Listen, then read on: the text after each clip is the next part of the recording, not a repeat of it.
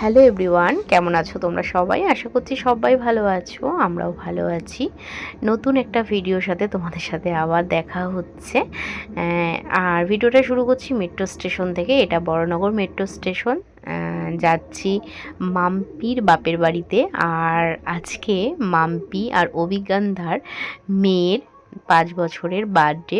আর বার্থডেটা দাদু বাড়ি থেকে হচ্ছে, মানে মামা বাড়ি থেকে হচ্ছে।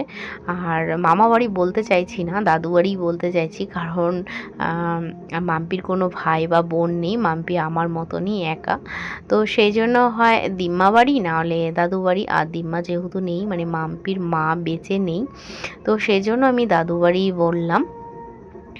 আর আমাদের যেহেতু দুপুরবেলার থেকে নেমন্তন্নটা ছিল, মানে সকাল থেকেই ছিল, তো সকালে তো আর কেউ ঘুম থেকে উঠিয়ে চলে যায় না। তো দুপুরবেলা আর কি আমরা এসেছি।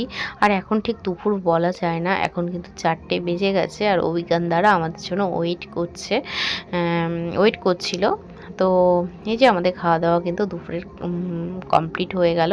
আর এখানে সাজানোর কাজ এখনও কমপ্লিট হয়নি, সন্ধ্যের মধ্যে কমপ্লিট করে নেবে। আর গেটটা হয়ে গেছে। আর এখন কিন্তু খাওয়া দাওয়া করে আবার মাম্পিদের বাড়ি যাচ্ছি, ওখানে একটু রেস্ট করব, তারপরে আবার সন্ধেবেলা এখানে আসব। আর এই যে দেখো সবাই খাওয়া দাওয়া করে একসাথে আবার সবাই যাচ্ছি। এই যে অভিজ্ঞানদা, বর, তারপরে বাবাই, সবাই। আর 4টের সময় বললামই যে এসেছি। আর ওদের বাড়ি থেকে, মানে যে বিয়ে বাড়িটা ভাড়া করেছে, অ্যাকচুয়ালি ওটা ক্লাব, তো যে ক্লাবটা ভাড়া করেছে সেটা কিন্তু খুব বেশি ডিস্টেন্স না, হেঁটেই চলে আসা যায়। যেমনটা আমাদের আর কি অ্যানিভার্সারি হয়েছিল যেখানে, সেখানকার ডিস্টেন্স আমাদের বাড়ির ডিস্টেন্স ওরকমই। তো এটা হচ্ছে মাম্পিদের বাড়ি, খুব সুন্দর। আর আমি ফার্স্ট টাইম আসলাম, বাড়িটা খুব সুন্দর। আর ব্যালকনি যেই বাড়িতে থাকে সেই বাড়িটি আমার খুব পছন্দের হয়ে যায়। যেহেতু আমাদের বাড়িতে ব্যালকনিটা নেই, আমাদের একদম মানে একদম লম্বা তালগাছ বাড়ি, কিন্তু কোনো ব্যালকনি নেই। আর ব্যালকনি আমার ভীষণ পছন্দের একটা জায়গা। কি আর করা যাবে, সব পছন্দ দিয়ে এক জীবনেই পেতে হবে এমন কোনো কথা নেই। আর এইদিকে আমি তো সাজগোজ করেই চলে এসেছিলাম একেবারে, মানে রেডি হয়ে। খাওয়া দাওয়া করার পরে লিপস্টিকটা একটু হালকা হয়ে গেছে, কোনো ব্যাপার না। সন্ধেবেলায় ওখানে যাওয়ার আগে আমি লিপস্টিক আবার একটুখানি ডিপ করে নেব, ব্যাস হয়ে গেল। আর এইদিকে দেখো ওদেরই একটা আত্মীয়, এই যে একটা বাচ্চা, কি কিউট, বাচ্চারা সবসময় কিউটই হয়। আর আমার বড় মেয়ে কোনো বাচ্চা দেখলেই ব্যাস তার সাথে সময় কাটাতে শুরু করে দেয়। আর নিজের বোনের সাথে তো সারাক্ষণ চলছে মারামারি। আর এদিকে সন্ধেও হয়ে গেছে, আর মাম্পি কিন্তু রেডি হয়ে গেছে। মাম্পিকে কিন্তু খুব সুন্দর লাগছে।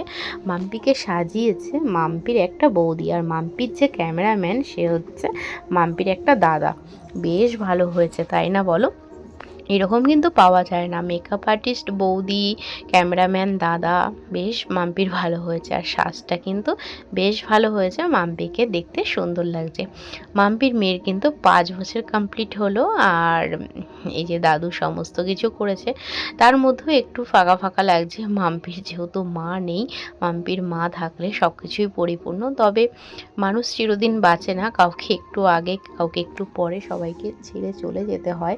কিন্তু উনি অনেকটাই আগে চলে গেছেন, অতটাও আগে তার যাওয়ার কথা ছিল না।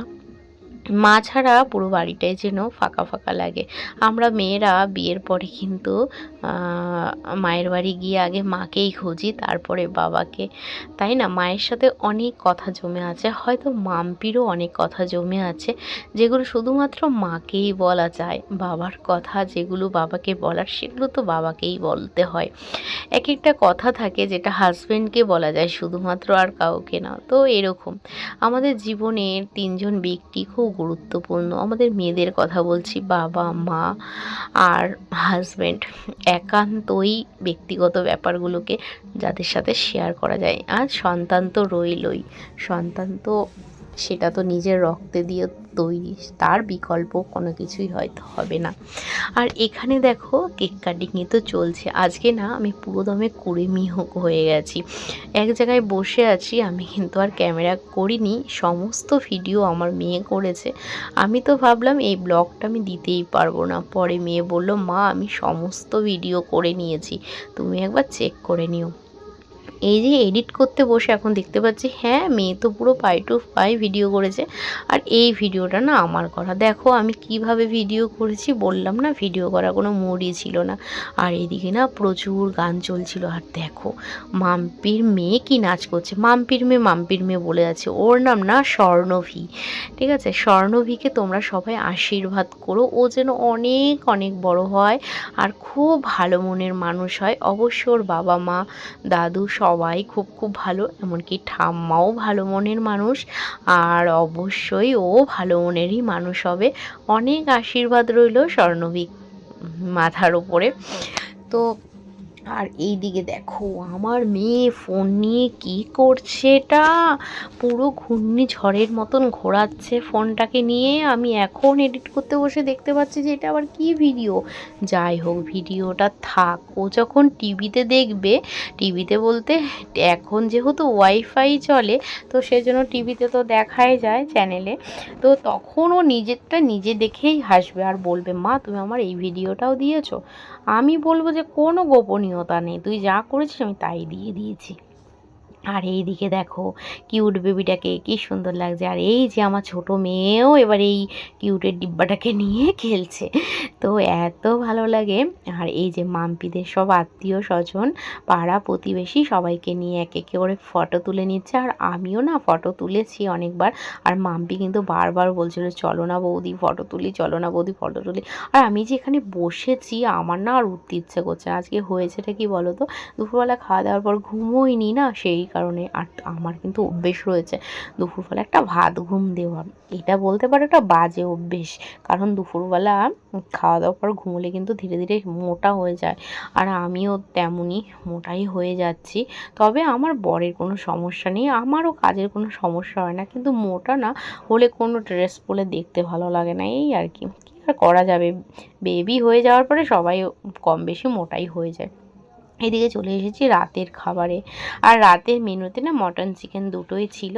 আর বিয়েবাড়িতে যা যা থাকে মেনু আর বললাম না। আর এইদিকে না মেয়ের সাথে গল্প করছি, কেননা মেয়ের কিন্তু ঘুম ঘুম প্রায় পেয়েই গেছে। আর এখন কিন্তু 12টা বাজে। তো আমাদের অনেকক্ষণ আগেই খেতে বসতে বলেছিল আর আমরা ইচ্ছে করে বসিনি, ভেবেছি যে সবাই একসাথে খাবো, যেহেতু ওরাও তো অনেক কষ্ট করছে তাই না। আর আমরা যেহেতু বন্ধু তো আমাদের কোনো ব্যাপার না, গেস্টরা খেয়ে দিয়ে চলে গেছে। আর এখন এটা বাড়ির লোকেরা রয়েছে। আর এক টেবিলে কিন্তু আমি, বাবাই আর আমার 2 মেয়ে বর বসেছিলাম।